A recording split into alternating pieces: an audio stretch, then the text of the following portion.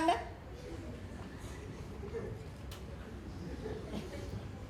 මර. තැඹිලි. එලේ. එහෙනම් පටන් ගත්තා. Drun tan tan jigumita drun tan tan jigumita drun tan tan jigumita tang අයිබෝවන් වලකම් අස්සලාම් අලයිකුම් good evening මේ වගේ නිදහස් නිවහල් කාලෙක සතුටින් නිදහසේ මහත් අභිමානයෙන් යුතුව ඔබ ජීවත් වෙනවා ඇති කියලා මම විශ්වාස කරනවා ඉතිහාසය අමතක කරලා අයින් කරලා දාලා තිබුණු ගයක් වෙනකොට ඉතිහාසය නැවත ආවර්ජනය වන ප්‍රතිනිර්මාණය වන යුගයක මට හිතුණා වර්තමානයේ සහ අනාගතයේ ජීවත් වෙන ඔබ වෙනුවෙන් ජීවිත කාලෙම සතුටින් ජීවත් වෙන්න උරු කරන කතාවක් කියන්න.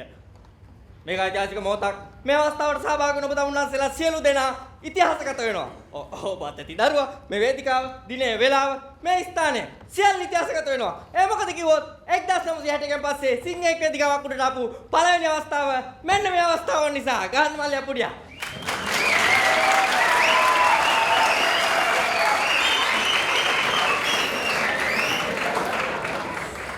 බුද්ධ වර්ෂ 480 ඉඳලා මේ කොඩි කනුවර නැගලා ඉන්න එක මහා කම්මැලි කුජීත වැඩක් කියලා හිතුන නිසා මට හිතුණා බිමට බහලා කතාවක් කියන්න. ඕන්න කැමති කෙනෙකුට පුළුවන් මේ කතාවල කතාවක් හදන්න නැත්නම් කතාවක් ලියන්න. සින්දුවක් ලියන්න, කවියක් ලියන්න, නිසඳක් ලියන්න. එහෙම නැත්නම් ඓතිහාසික චිත්‍රපටයක් හරි මෙගා ටෙලිනාට්‍යයක් හරි ලියුවට මගේ කිසිම අපයක් නැහැ.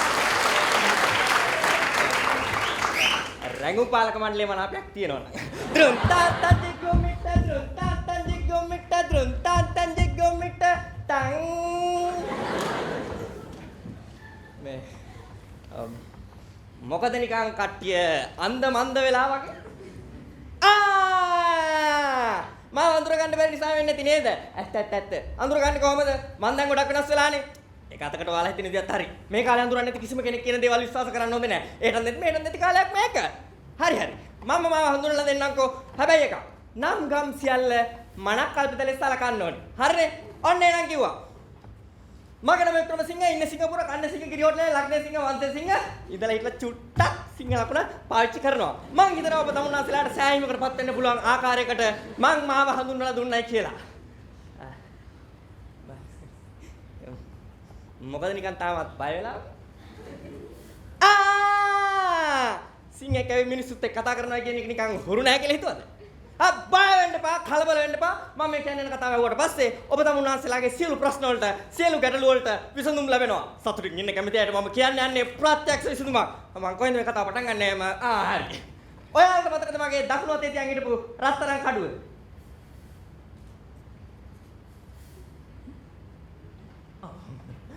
මේක නෙමෙයි, කලින් එක.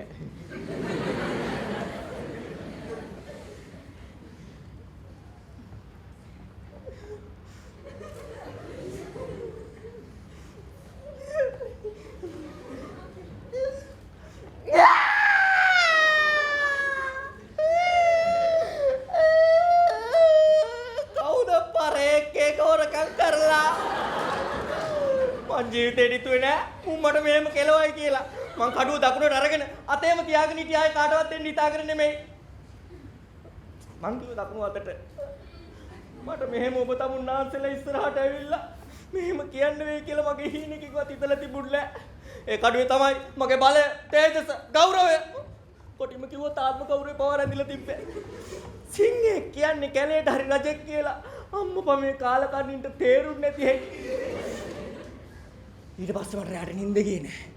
මට කල්පනා වුණේ මගේ නැති වෙච්ච කඩුව ගැන. මම පිස්සුවෙන් වගේ මගේ කඩුව හොයන්න පටන් ගත්තා.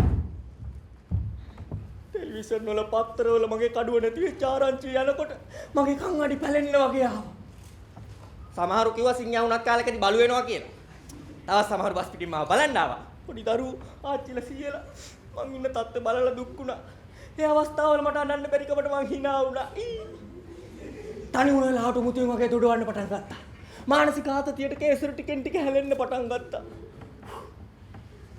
මට මේ දුක දරා ගන්න බැරි වුණා. මට කොහොම හරි මගේ කඩුව බලෙන් හරි හොයා ගන්න ඕන වුණා. ඔන්න ඔය අතරේදී මට ආරංචි වුණා මහනුවර ගේට ඈත රාජසිංහ රජුරන්ට අයිති රත්තරන් කඩුවක් කොළඹ ජාතික කෞතුකාගාරේ තියෙනවා කියලා. ඒ ආරංචිය මගේ හිතින් අමතක කරන්න බැරි වුණා. ඒ කාලකන්ණි වේදනාව යටපත් කරගෙන මගේ ආසාව ඉස්මතු වෙන්න පටන් ගත්තා. මට දැනුණා මං ආයේ ජීවත් වෙනවා වගේ හැඟීමක්. අනික මේකේ මෙසේ කඩුවක් නෙමෙයි මහ රජෙක්ගේ කඩුවක්. මගේ ආසාවෙන් එන්න තීව්‍ර වෙන්න පටන් ගත්තා. අනික කඩුව අතේ තියාගෙන ඉන්න කානේ මල්ලි දන්නේ ඒකේ ආතල් එක. ජාතිය වෙනුවෙන් මං තීරණය කළා ඒ කඩුව හොරකම් කරන්න. මගේ කඩුව තව ඒකට හොරකම් කරන්න පුළුවන් නම් මට බැරිද වෙන එකේ කඩුවක් හොරකම් කරන්න? හොරකම් කිරීම සදාචාරාත්මක නැති වුණත් ඒ අදහස ප්‍රජාතන්ත්‍රවාදීව සහ සමානාත්මතාවයේ දියුණු අදහසක් විදියට හිතලා මම ගියා කෞතුකාගාරයට. දෘන්තාත්තං ජිග්ගුමිට දෘන්තාත්තං ජිග්ගුමිට තකට තකට තක තක තක තං තකට තක තක තක තක තං දෘන්තාත්තං ජිග්ගුමිට තං සංස්කෘත නාට්‍ය. මේ තියෙන කෞතුකාගාරේ යන්න ඕනේ ඇතුළට. දෘන්තාත්තං ජිග්ගුමිට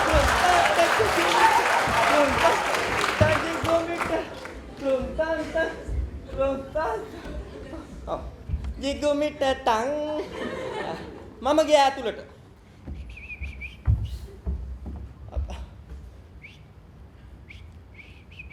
වෙඩි සද්දයක් වගේ එකක් ඇහුණා. ඩිස්කව්! ඩිස්කව්! මට ඇහුණා වෙඩි සද්දයක්. වටපිටාවේ හිටපු මිනිස්සු කලබලලා දුවන්න පටන් ගත්තා. මොකද්ද ආමුතු දෙයක් සිද්ධ වෙන්න යනවා කියලා මට දැනෙන්න පටන් ගත්තා. මං කලබල වුණා. ආපස්සට ආපහු දුවන්න බැරි නිසා මම කෞතුකාගාරය ඇතුල් පැත්තට දුවන්න පටන් ගත්තා. දෘන්තාත්තං ජිග්ගුමිට තං වැඩි දුරක් යන්න හම්බුන්නේ නැහැ. මට වැඩේ තේරුණා. සිකියුරිටි කාර්යයක් තුවක්කුවක් අමරාගෙන මගේ ඉස්සරහට පැනලා.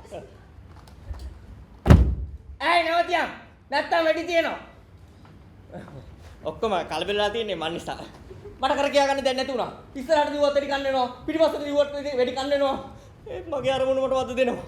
තවත් සිකියුරිටි කාර්යය තුවක්කුව අමරාගෙන මගේ වටේ වට වෙන්න ගත්තා.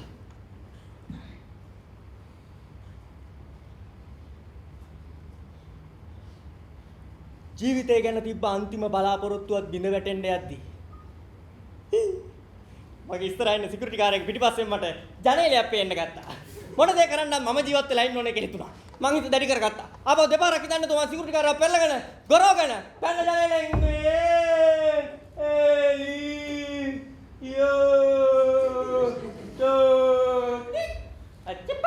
මියාව් sorry ගර්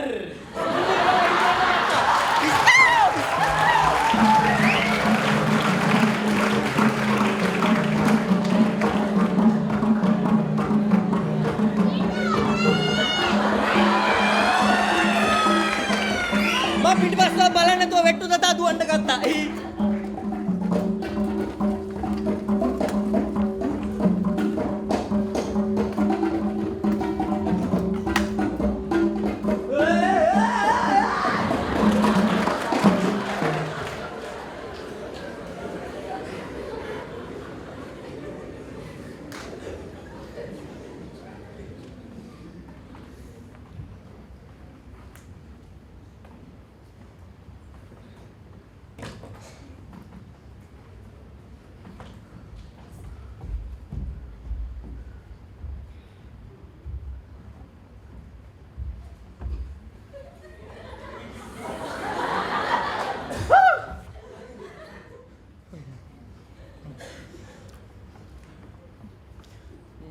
ජාතියේ වාසනාවද මගේ වාසනාවද කියන්න දන්නේ නැහැ.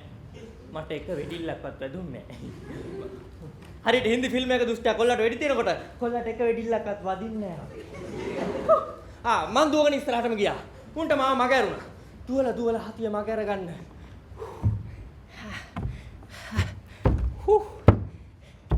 හැමෝගෙම වහන් වෙච්ච තැනක මං පොඩ්ඩක් දිගා වුණා.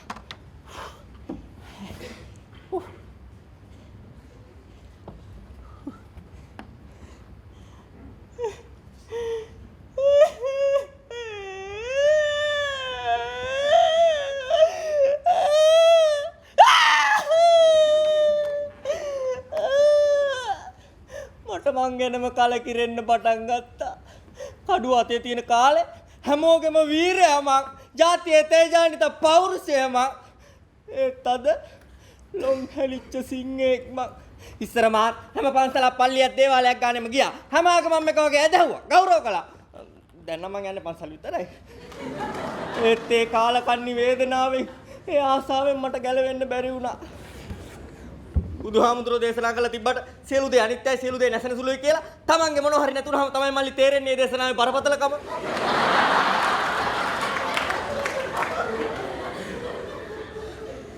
මට මාව පාලනය කරගන්න බැරි වුණා. හතර වටින්ම කළුවර වේගෙන එනවා.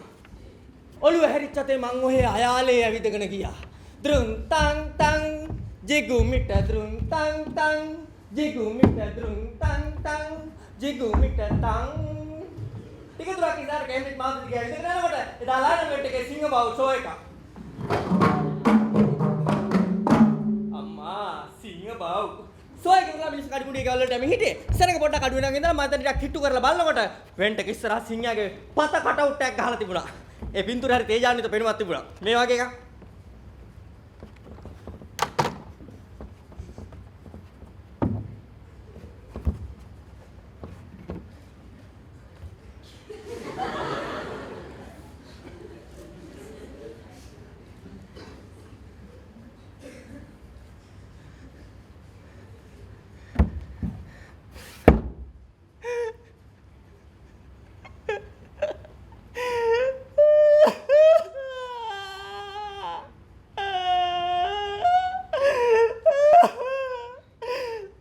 මගේ අතීතය නැවත මතක් වෙන්න පටන් ගත්තා.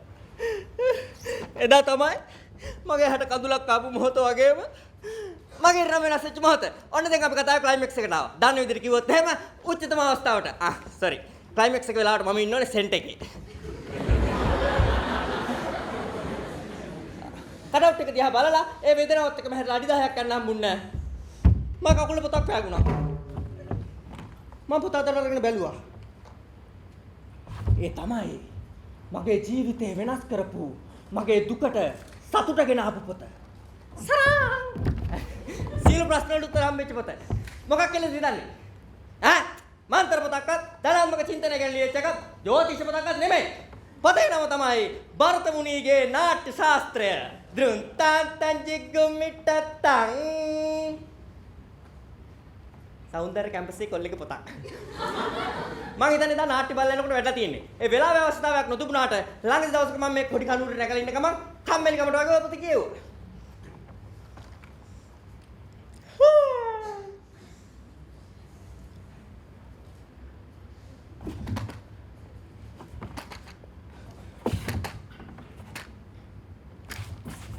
මේක පුදුමයක්. මට දාගන්න බැරි වෙනසක් දැනෙන්න පටන් ගත්තා. මගේ දුක කැන්සල් වෙලා සතුට අප්ලෝඩ් වෙන්න පටන් ගත්තා. ඒ පොත කියවුවට පස්සේ මට තේරුම් ගියා පුද්ගලයෙකුට සතුටින් ඉන්න ඕන නම් කරන්න ඕනේ පොඩි දෙයයි කියලා. ඒ තමයි කරුණු දෙකකින් එක කරුණක් හිතන එක. දැන් ප්‍රශ්නේ කරුණු දෙක මොකක්ද කියලානේ මං කියන්නම්. කරුණු දෙක තමයි ලෝක ධර්මී සහ නාට්‍ය ධර්මී. වෙන විදිහකට කිව්වොත් ඇත්ත සහ බොරුව. ඔය කරුණු දෙකෙන් දෙවනි කරුණ මේ හිතුවොත් ඕනම ප්‍රශ්නකදී ඕනම ගැටලුවකදී hina වෙලා සතුටින් ඉන්න පුළුවන්. මේක දිව්‍ය මේ කරුණක්. විශ්වාස කරන්න බැරි ඕනම සිදුවීමක් නාට්‍ය ධර්මී කියලා හිතන්න. එතකොට මේ සමාජයේ මොනතරම් විශ්වාස කරන්න බැරි සිදුවීම් වුණත් මොනතරම් අදාහ ගන්න බැරි සිදුවීම් වුණත් විශ්වාස කරලා සතුටින් ඉන්න පුළුවන්. ලෝක ධර්මී විදිහට හිතුවොත් ප්‍රශ්නේ දුකයි දෙකම වැඩි වෙනවා. කොටින්ම කිව්වොත් ඇත්තට හිතන්න මෙපා. මවාගෙන හිතුවොත් බොරුවට හිතුවොත් ප්‍රශ්න අමතක කරලා සතුටින් ඉන්න පුළුවන් පුල්ලා හතලගේ. හරියට මේ දැන් මං ඉන්නවා වගේ. තා පොඩ්ඩෙන් අමතක වෙනවා. ළඟ දවසක පත්තරයක මම මෙහෙම කතාවක් දැක්කා. සමහර විට ඔබ තමුන්නාසලා දකින්නේ නැති.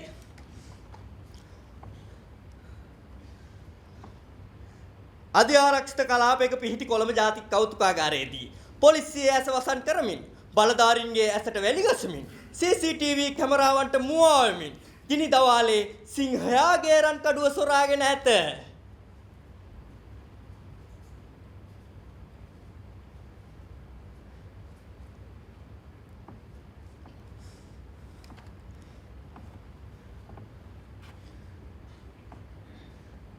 එතකොට ගිනි දවාලේ කවුද මේ කඩුව හොරකම් කරේ? කවුද මේ හොරකමට වග කියන්නේ? කවුද මේ හොරකමට වැරදිකාරයා?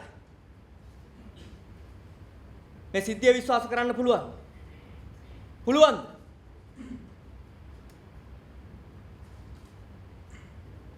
හිතන්න එපා මිත්‍රෝනේ නාට්‍ය ධර්මී කියලා හිතන්න. ඔබට කන්න නැත්තම් බොන්න නැත්තම්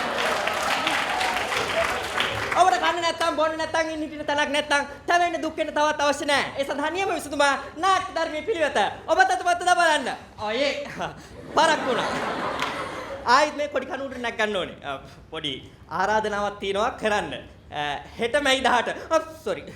හෙට පෙබරවාරි 4 මගේ උපන්දිනේ. ඒක නිසා මේ කොඩි කණුවට නැගලා හැමෝටම පෙන්න ගහම්බීර විදියට ඉන්න ඕනේ.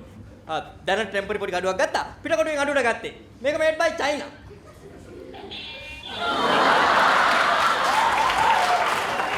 ඒකත් පොඩි වෙනසක් තියෙනවා. වෙනසක් ජාතික සිංහේ විජාතික කඩුවක්. මේ මොන ප්‍රශ්න තිබ්බත් මොන ගැටලුව තිබුණත් හෙට මගේ උපන්දිනේට ඇවිල්ලා ජාත්‍යාලය ඇතුව මගේ ඉස්සරහා සීරුවෙන් ඉන්න ඕනේ. ඔක්කොම හොඳේ ගිහින් එන්න. පොඩි එකක් අපිට කියනවා. මේ කතාව මං කිව්වයි කියලා කාටවත් කියන්න එපා.